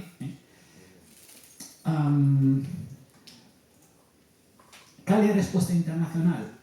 Claro, para facer fronte a estes problemas, sobre todo a ese problema de territorialidade versus delincuencia ou criminalidade transfronteiriza, creouse unha norma convencional a nivel internacional que é a norma capital en materia de persecución da cibercriminalidade, que é o convenio ou a Convenção de Budapest do ano 2001, porque se fixo ali, se asinou ali. Obrigado. Esta norma foi creada polo Consello de Europa, que en todo caso, ainda que recibe ese nome un organismo internacional, e foronse aderindo dende entón distintos estados. Esta norma que implica? Esta norma cataloga unha serie de conductas que teñen que ser cualificadas, tipificadas como delito por parte dos países adherentes. E ademais deben tipificadas cos marcos penais punitivos que establece esa norma, buscando homoxeneizar, unificar a calificación de delitos nos estados adherentes. Tamén regula unha serie de medidas procesuais que os estados teñen que asumir en materia de xulgamento de cibercrimes e tamén unha serie de medidas de cooperación en investigación, en materia de investigación de pesquisa a nivel internacional. Esta norma prácticamente copiada na súa literalidade foi elevada polas Nacións Unidas a outra norma convencional, que é a Convención das Nacións Unidas contra o Cibercrime do ano 2024 e que é unha copia prácticamente exacta da Convención de Budapest. E boas conclusións. O cibercrime é un fenómeno global, hai vulnerabilidades humanas, non tanto tecnolóxicas, humanas, falta de cultura preventiva, que é un dos principais elementos que permite que a cibercriminalidade creza. A cooperación internacional é indispensable porque a cibercriminalidade pon en causa ese principio de territorialidade penal e, de feito, os estados a nivel global, dende o ano 2001, camiñan cara ao que podíamos chamar un dereito penal global en materia de loita contra o cibercrime. Esta última é a solución? Pode ser, pero tamén é controvertida. Por que? Porque, como é habitual, claro, este tipo de convencións, e en materia penal é especialmente delicado, créanse dende determinados puntos xeográficos, de determinados puntos culturais, non? Cunhas concepcións económicas, sociais determinadas. Esta é unha norma fundamentalmente, esencialmente occidental e ademais de marcado corte europeo. nace en Europa e é asumida posteriormente, adírense a ela estados que non necesariamente comparten esa cultura xurídica, ou que, ao mellor, non teñen os medios económicos que se presupón para que esa norma sexa eficaz. Entón, si pode ser unha vía para loitar contra o cibercrime, homoxeizar delitos, medidas procesuais e buscar cooperación internacional, pero hai que dicir que non é a panacea, porque esas normas non acaban de ter verdadeiramente un carácter convencional, consensual. Ao final, son unha imposición dunha ou outra forma, non vou ir a máis, atendendo a que intereses, pero dende de determinados lugares que de onde saen ese tipo de normas. E isto é todo. Moito obrigado. Moitas grazas.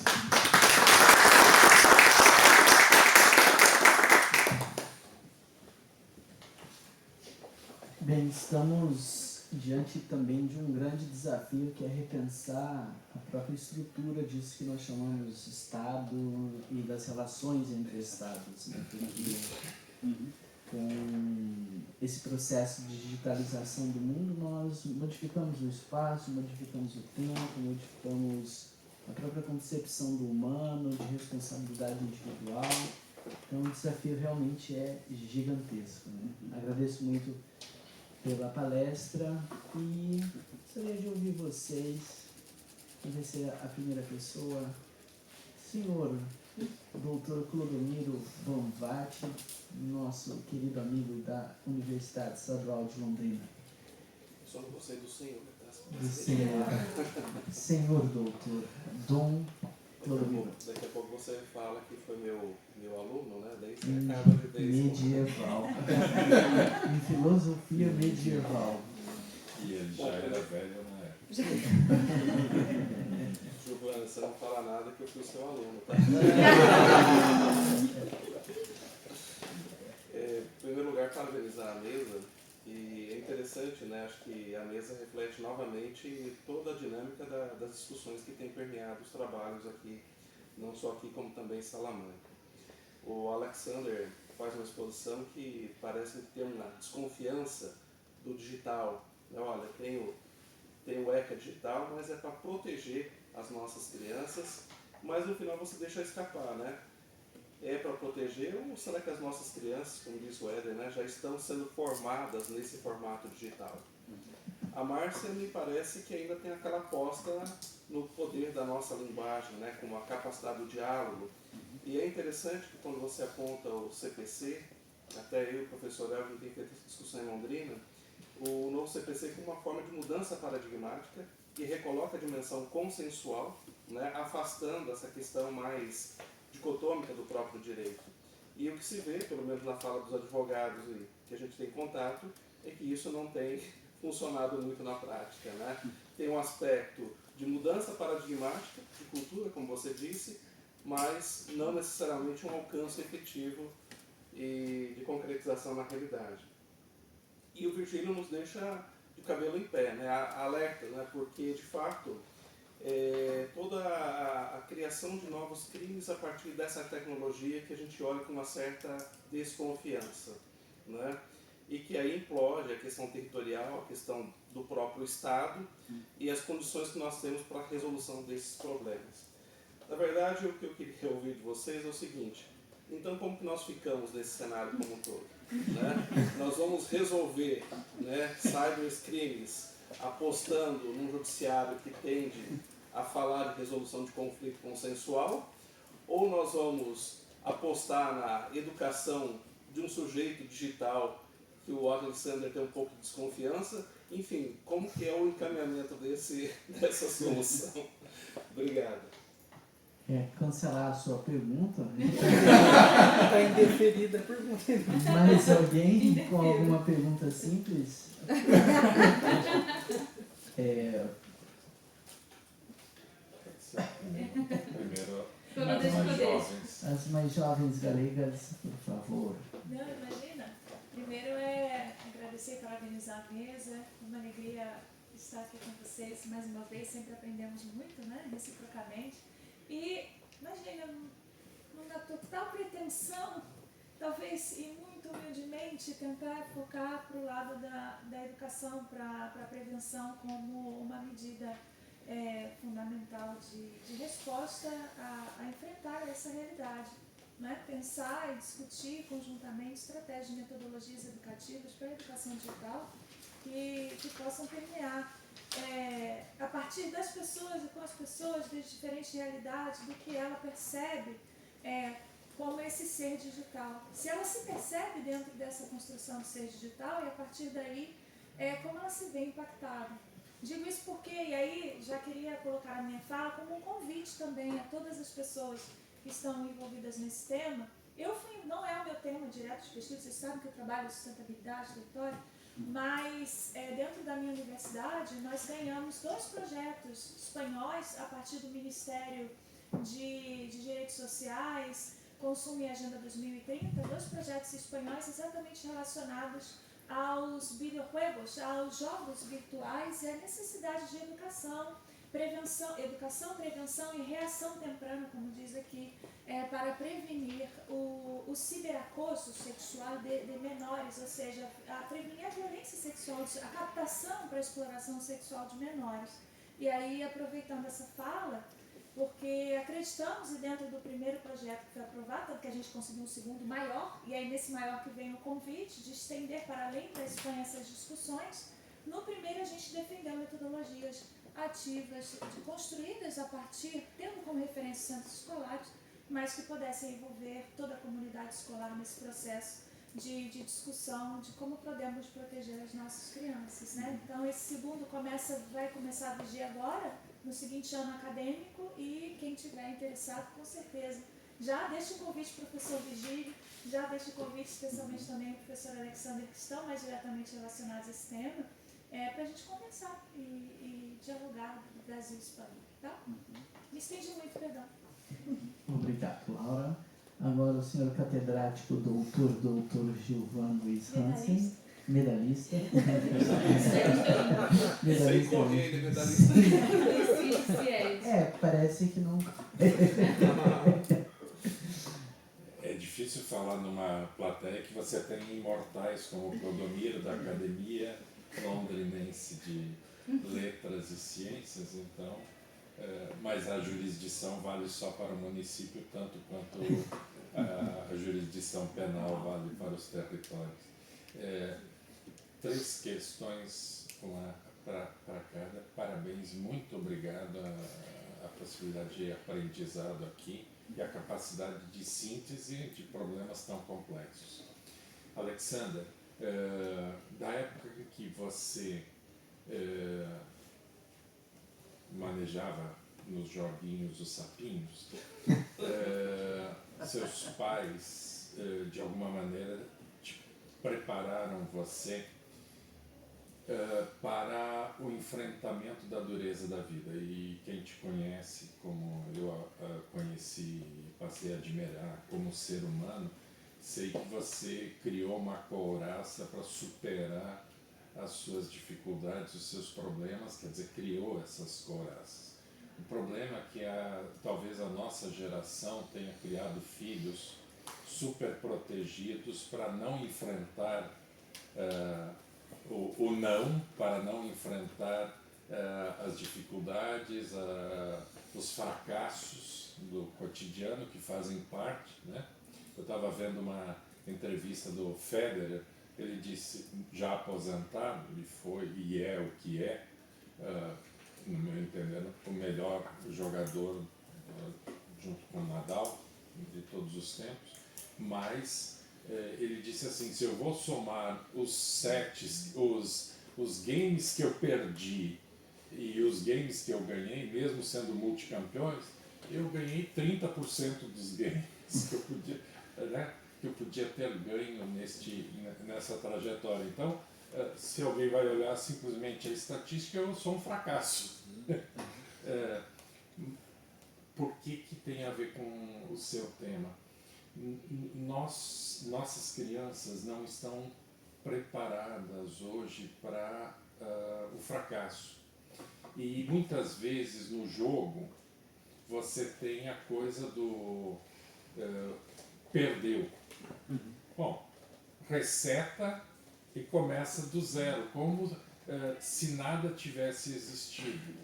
Só que na vida, no cotidiano, nas relações de carne e osso, isso não se passa. E muitas vezes, diante dessas situações, você tem casos de depressão profunda, de problemas psicológicos profundos, quando não de suicídio ou de outras coisas. Então, como você vê até porque hoje, como diz o Éder, as crianças já estão no mundo digital. Antes a gente tinha ao menos uma certa ilusão de que estão dentro de casa, a porta está fechada, mas hoje elas estão dentro do quarto e o mundo está dentro de casa. E você muitas vezes não tem como mediar isso. Quer dizer, como educar as crianças, você que foi um professor muito competente no âmbito do ensino fundamental e médio, como educar as crianças para vislumbrar a possibilidade do erro, a possibilidade do nem sempre vencer, e de que isso não implica a reengenharia, começar do zero, mas sim aprender com as quedas para ultrapassá-las. Esse é um aspecto.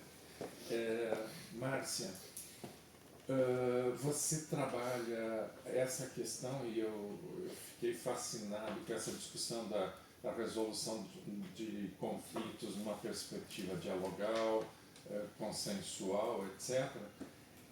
E eu conheço pouco a teoria dos jogos, bem menos do que eu gostaria de conhecer.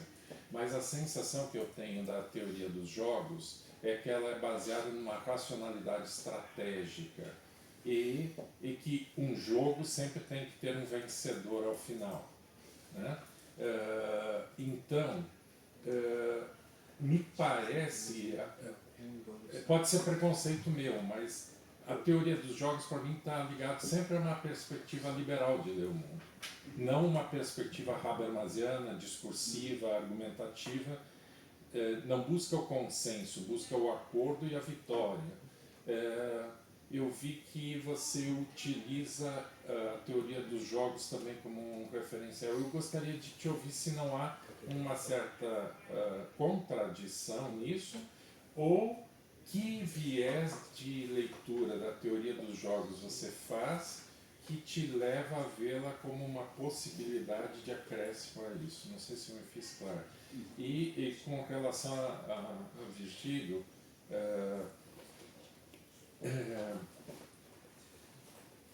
conheces bem, somos amigos e te considero um irmão já da minha família, e conheces bem a Gilvan Júnior, que é um advogado criminalista, e os clientes dele, normalmente em Brasil, são tramposos, né? São vigaristas que aplicam o chamado conto do bilhete. E eu não sei se há aqui algo similar, mas o conto do bilhete só é viável pela ganância das pessoas de eu vou me dar bem em cima deste otário que não percebeu que tem um bilhete premiado. E aí eu uso o meu recurso e compro esse bilhete porque se cria um teatro para fraude, né? Isso presencialmente. Mas essa mentalidade de eu vou me dar bem sem esforço, que está atrás hoje das bets, né? Você liga a TV espanhola, está cheia de propagandas. E é 10% das propagandas de bet do que tem nas televisões brasileiras. Que aqui a União Europeia ainda filtra um pouco. Como pensar esta questão de uma cultura da prevenção, se no cerne disso me parece estar um egoísmo ou um individualismo semeado constantemente em várias instâncias para que a pessoa tenha sucesso individual, financeiro, social, vou me dar bem, e se em cima disso não se aportam muito desses crimes, especialmente esses de fraudes, que são a maioria. Desculpa ter me estendido, mas são 3 pequenas provocações. Desejo muita sorte à resposta. E dado o poder que me foi investido pela direção máxima deste evento, a gente não rompeu o limite. 5 minutos e aí começando na mesma ordem e encerramos, ok?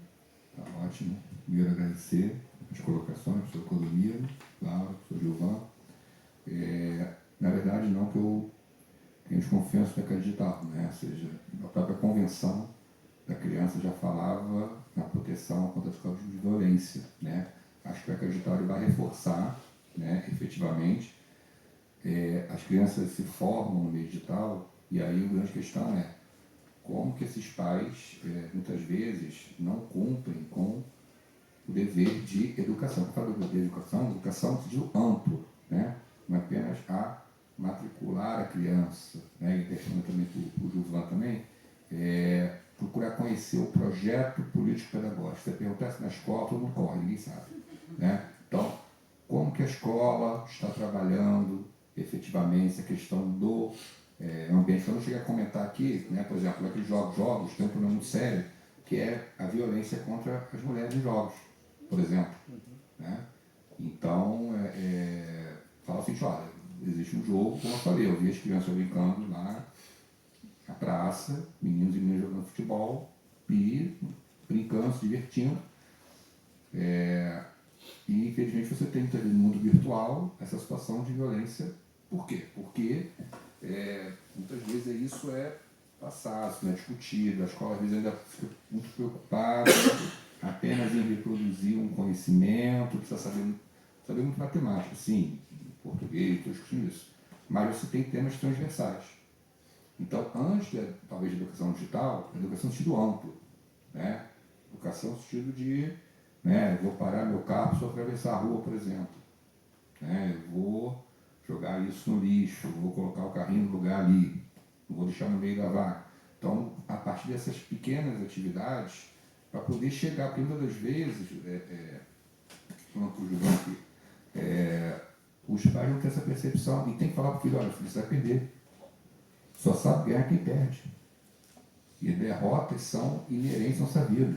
Né? Infelizmente, estava até comentando ontem, quando estava caminhando com a...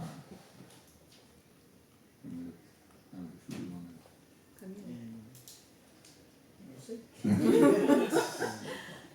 Quando estava a caminhar. Falando o seguinte, né? Poxa, a questão do exemplo do Zico, né? O pessoal fala muito do pênalti que ele perdeu, mas o que ele fez também? Né? Então, muitas das vezes, focar, né, no erro, mas no acerto. Eu acho que é importante isso, é importante que os pais tenham essa percepção, né, de falar para o filho, olha, você tirou uma nota baixa aqui, por exemplo, então vamos recuperar, então vamos fazer essa atividade. Olha só, você está usando aqui, minha mãe falava sempre falava assim, olha, não aceita ninguém na rua. Não é isso. Hoje você não pode falar isso, então joga. Fora, cuidado na internet com você que conversa. Porque às vezes você pode estar conversando com alguém que você acha que é um amigo seu, não é. Né? E você pode ter essa situação de começar a falar certas coisas. Não, olha, por que seu pai deixa de fazer isso? Não, seu pai está errado. Não. Ao mesmo tempo em que você tem que respeitar a autonomia da criança, né, cabe aos pais o dever de orientá-los nesse sentido. O que acontece muitas vezes é que, às vezes, né, os pais não têm. Eu já tive experiência quando dei aula no Estado, que eu peguei fundamental, depois experiência no médio, né? Então, às vezes, chega pai e mãe lá que não sabe nem a série do filho, por exemplo. Né? Pergunta, qual sala do seu filho? Não sei. Qual a série? Não sei. Então, existe, infelizmente, eu vejo isso, não vi isso muito no município, um abandono muito grande. E aí, você acabou. Substitui. Acabou. Tá.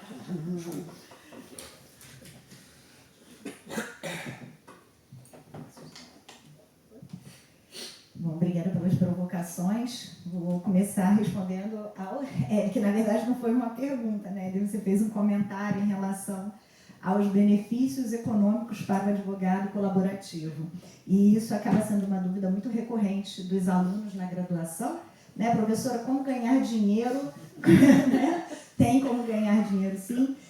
Inclusive, nós temos o advogado multiportas, está se deparando com grandes oportunidades no cenário internacional, os contratos com cláusulas escalonadas, então é uma nova forma de advogar, mais preventiva. Um bom contrato escalonado, ele não é feito por um profissional que não tem uma experiência e uma imersão na temática.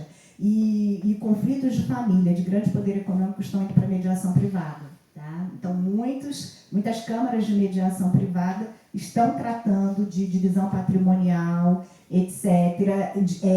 Todo o debate, toda a discussão para a construção de uma boa questão, um bom acordo patrimonial para depois ser levado ao judiciário. Então, como é confidencial, a gente não fica sabendo, mas está havendo um fervor, sim, nesses espaços para a tomada de decisões relativas à parte disponível, né, patrimonial, nas questões de família de grande poder econômico. E temos ali a Convenção de Singapura e a arbitragem no cenário internacional que evidenciam como está crescente e como os advogados aqui atuam com essas temáticas acabam encontrando bons espaços para ganhos econômicos significativos. Né? Os dispute boards também, que estão muito em evidência no Brasil.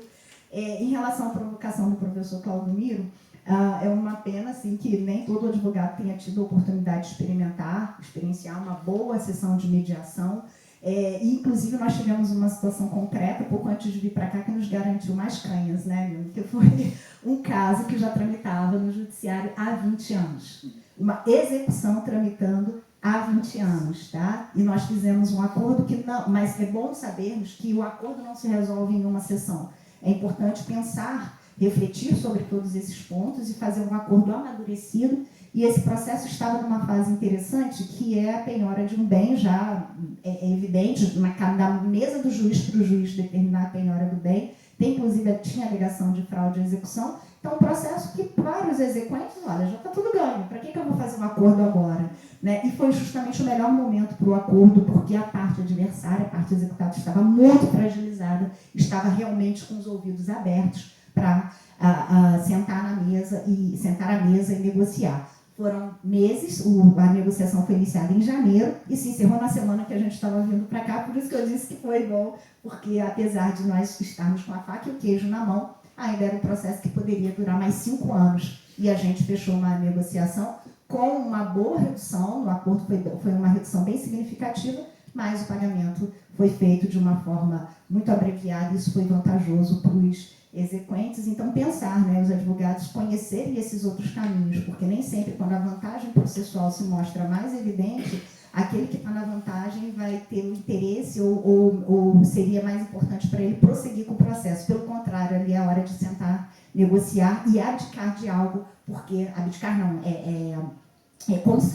gerar concessões para conseguir um resultado mais rápido e mais sólido, né? Porque imagina o processo ganhar mais honorários e mais não sei o que, etc., e não receber, né? Ganhar e não receber. Respondendo, estou tentando ser bem breve, tá? Mas a gente pode conversar posteriormente sobre isso. Respondendo ao professor Gilvan, dentro dessa ótica da negociação, as divisões patrimoniais, etc., elas teriam um bom espaço para serem trabalhadas ou planejadas a partir da teoria dos jogos. Então, desde a tomada de decisões em jogos simultâneos, em jogos sequenciais, a gente analisar todas as variáveis possíveis. Nesse caso da execução, por exemplo, olha, o juiz está com a caneta na mão para deferir a penhora e a fraude à execução, mas e se ele não deferir? Nós teremos ainda que recorrer, etc. Então, fazer toda essa árvore de negociação e depois seguir o caminho inverso para encontrar qual é o limite do negociável, né? Para que as pessoas cheguem numa sessão de mediação, do ponto de vista patrimonial, elas já saberem mais ou menos o nível do negociável, os limites para baixo, para cima, e também em relação a concessões que possam ser feitas. E aí eu gosto muito E aí tem o dilema do prisioneiro, o dilema do casal. O dilema do casal eu acho muito importante na mediação, porque diz o seguinte, é um resultado, não tem um resultado que seja, me faltou a palavra agora, mas que seja prevalente em relação ao outro. No dilema do prisioneiro, você tem uma tomada de decisão que pode gerar resultados positivos ou negativos, né, dependendo da escolha de confessar ou negar o crime. No dilema do casal, nós temos um empate. Então, não tem a teoria dominante, não tem um resultado dominante, era isso que eu queria lembrar. Não tem um resultado dominante. E isso, para a mediação, é perfeito. Porque o dilema do casal traz um casal discutindo porque a mulher quer ir ao cinema e o marido quer ir ao jogo de futebol. E aí, aplicando as regras matemáticas, você chega à conclusão, de teoria dos jogos, que há um empate, que não tem um resultado que seja predominante. Isso na mediação é importante pelo seguinte, na sala de aula a gente trabalha muito isso. Olha, então cada situação concreta, cada pessoa, cada dupla, cada casal que esteja ali em conflito diante de uma situação concreta, ele vai verificar, a pessoa vai decidir a partir de uma história daquele próprio casal, a partir de o que eles fizeram recentemente, a partir do quanto eu estou disposto a conceder para, no momento seguinte, eu obter uma concessão. Então, nem sempre a gente vai ter um resultado dominante matemático e esse dilema do casal é muito legal para isso. Né? Lembrar que a gente não abdica, a gente concede dentro da teoria do jogo, perdão, dentro da mediação, e a teoria dos jogos ela dá uma boa referência para isso. Eu não sei se eu fui muito rápido, mas nos auxilia na construção de uma preparação para se chegar a uma sessão de mediação, uma mesa de negociação de uma maneira preparada, que é importante você estar preparado não só tecnicamente, mas explicar para o seu representado que existe interesse, existe posição, existem pessoas, existem problemas e todos têm que ser desmembrados, porque senão as pessoas vão querer a mesma coisa, dividir o imóvel ao meio, vender e dividir o valor, só que elas não conseguem conversar sobre isso. Elas vão discutir o tempo inteiro quem traiu, quem não traiu, quem foi mais dedicado às questões domésticas, quem negligenciou a família. Então a discussão vai estar toda em cima disso e, na verdade, que se está se fazendo uma divisão ali, uma ameação de patrimônio, uma desconstrução faltou a palavra, de condomínio, de desconstrução, né? O encerramento daquele condomínio de ex-casal. Então, que já não está mais, o patrimônio já não está mais em uma comunhão. Dissolução do condomínio. Então, você não tem você não consegue chegar no foco que é dividir efetivamente o patrimônio da forma que ambos querem. Você não consegue chegar nessa informação porque o ruído está muito grande. O ruído está muito grande. Então, nessa preparação para a sessão de mediação, a gente já faz a separação da pessoa do problema, dos interesses e posições, etc., para se chegar associada, se tiver uma questão patrimonial, aos benefícios, perdas, enfim. Para se chegar numa mesa de negociação amadurecido e refletido para conseguir um melhor resultado, uma melhor produtividade. Não pode chegar lá sem saber, o advogado adversário está lá cumprindo uma planilha, né, um monte de processos que ele está correndo pelos corredores do Sejusc e chega lá, não, aqui o meu limite para negociar é de R$5.000 e ponto. Então você não está negociando, você está dizendo quanto você quer pagar e a pessoa aceita ou não. Então isso não é uma negociação. Então ter realmente a alma e o espírito de quais são os caminhos, ou não, aqui eu não tenho a menor chance de dispor concessões, então nem vou à sessão de mediação, de forma que eu não tenho interesse, porque é voluntário, né, não há obrigatoriedade. Eu acho que eu consigo cantar, não sei. Obrigado. Obrigado. Eu acho que aprendi, não? No, ahora está. Ahora Sí. no, ya no. Tá certo. Solamente la primera vez. Una vez? Ahí. Ótimo. Obrigado pelas questões. A respeito da questão do Clodomiro, a ver, desde o ponto de vista do direito penal, temos poucas respostas útiles. Como resolver os problemas destes desafios que se colocan sobre a mesa. A resposta é o direito penal non é a resposta, e iso é así. Nunca é a resposta. Porque o direito penal en si mesmo é un fracaso, é a constatación dun fracaso social, non? Mas tamén, ainda que isto se di moitas veces, tamén há que facer un equilibrio, porque cando se di que o dereito penal non e as penas, as consecuencias penais típicas dos delitos non cumpre con seus fins, porque há delitos, hai crimes, etc., mas non se teñen feito estudos a conciencia de en que medida e cuánto o facto de estar tipificados determinados crimes coas súas penas ten evitado determinados crimes na práctica. É difícil medir, mensurar iso, é un estudo complexo, mas desde o ponto de vista da defensa do direito penal como instrumento de regulação da sociedade, este é un estudo que habería que facer. En todo caso, o direito penal non vai resolver a questão da cibercriminalidade,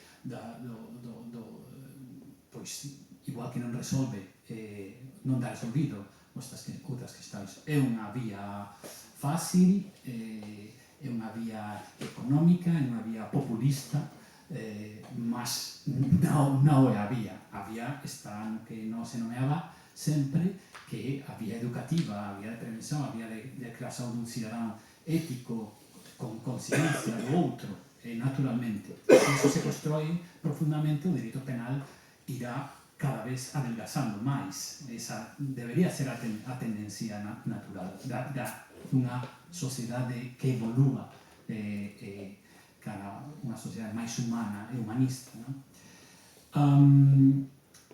Respecto da que estou colocando para o profesor Gilvão, de que cultura de prevenção podemos falar quando o facto criminoso, particularmente nas fraudes, é possível porque a vítima colabora, porque digamos que a vítima colabora porque efectivamente o suxeito, aproveitando das debilidades humanas, quere enriquecerse cuanto antes, máis fácil mellor, sin esforzo, e en todo caso quere enriquecerse en última instancia. Entón aproveitamos ese aspecto da vítima para colocar pois, o engano e cometer o feito criminoso. Eu, a respecto desa, esa é unha modalidade de crime económico, efectivamente, das fraudes, das estafas en España, que aproveitan a colaboración da vítima por motivacións económicas. Eu diferenciaría, pode haber motivacións económicas que teñen a súa raíz, a súa en vulnerabilidades económicas. Entón, e iso hai que ter en conta. Moitas veces as vítimas dese tipo de fraudes son por motivos ou motivacións económicas, pero que o seu motivo é vulnerabilidade económica. Teño que conseguir de cualquier forma, entón créome cualquier coisa, porque estou desesperado. E iso permea a unha parte moi importante das nosas sociedades, Ao final, eu acho que há unha non sei en que porcentaxe, estatísticamente, etc., mas das nosas sociedades, e se poñemos o foco en Sudamérica, no continente americano, centroamericano, pois esa é unha realidade. E, por lo tanto, hai unha motivación económica, pero de outro corte. Despois, efectivamente, hai unha parte con seguridade, o que colocaba o Gilván, que fai reflexionar moito sobre cual é pois, a natureza das nosas sociedades, os principios económicos sobre as que se construen.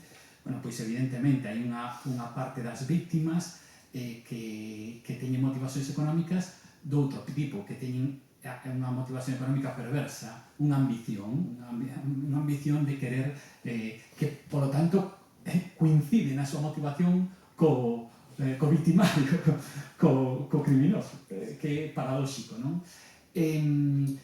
Claro, como superar iso? Pois, acho que, dende logo, nos tempos que corren, é difícil, porque podemos dicir, por vía da educación, sí, mas non podemos obviar que estamos vivendo nun sistema económico liberal, con os principios que imperan son capitalistas, e, por tanto, somos educados neses principios. E neses principios o que se busca, que pretende un abogado nunha facultade de Dereito? Pois gañar canto máis dinheiro mellor. Esa aspiración, non? Entón, claro, dicemos, a solución pode estar no sistema educativo. Depende, o sistema educativo sobre que principios se construe. E entón, ¿cuál sería a resposta? A resposta sería, de novo, o sistema educativo que faga que o suxeito medre noutro tipo de valores, teña outro tipo de valores, e a súa ambición non sexa facerse rico, e moito menos facerse rico en menos tempo e con menos esforzo, non? Mais iso, claro, o Gilbán sabe ben, iso exixe unha mudanza profunda das nosas sociedades e dos nosos sistemas educativos. Os nosos sistemas educativos, porque os nosos sistemas educativos, por lo menos, bueno, nas novas latitudes, evidentemente, os signos políticos que construen as normas educativas fan que o sistema educativo teña uns principios sesgados, nun sentido e noutro. Nunha socialdemocracia, evidentemente, pois, a educación construirse de outra maneira, non? A un sistema capitalista onde opere normas da dereita, eso é unha evidencia. Mas, en xeral, aínda que goberne un goberno de esquerdas, unha socialdemocracia enmarque unhas políticas educativas determinadas, é difícil abstraerse o sistema económico liberal no que nos movemos. Moi difícil. E, polo tanto, ese tipo de víctimas en relación con fraudes de todo tipo, fraudes electrónicas, pois seguirá existindo e os criminais seguirán aproveitando esas debilidades, digamos. Obrigado. Bem, chegamos ao fim da mesa número 1 e convido a todos e todas para a mesa que amanhã começará às 10 horas, mesa 2 e depois na sequência, mesa 3, que seria 10 mais 2? 12 horas. Até as 14. Os humanos por causa disso. E aproveitando o Clodomiro que está aqui, o decreto quartou do nosso evento, então vocês agora estão liberados para conhecer um pouco da água de Ourense, né? Se é que me entendem. Então, gente, muito obrigado por estarem aqui e até amanhã.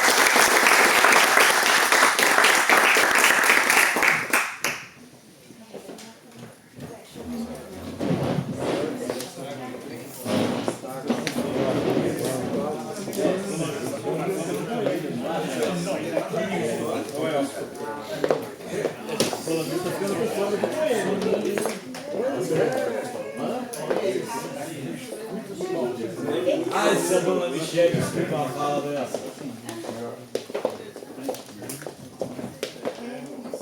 Manda a decisão. Eu falei Fantástico. Fica muito boêmio, né? A referência.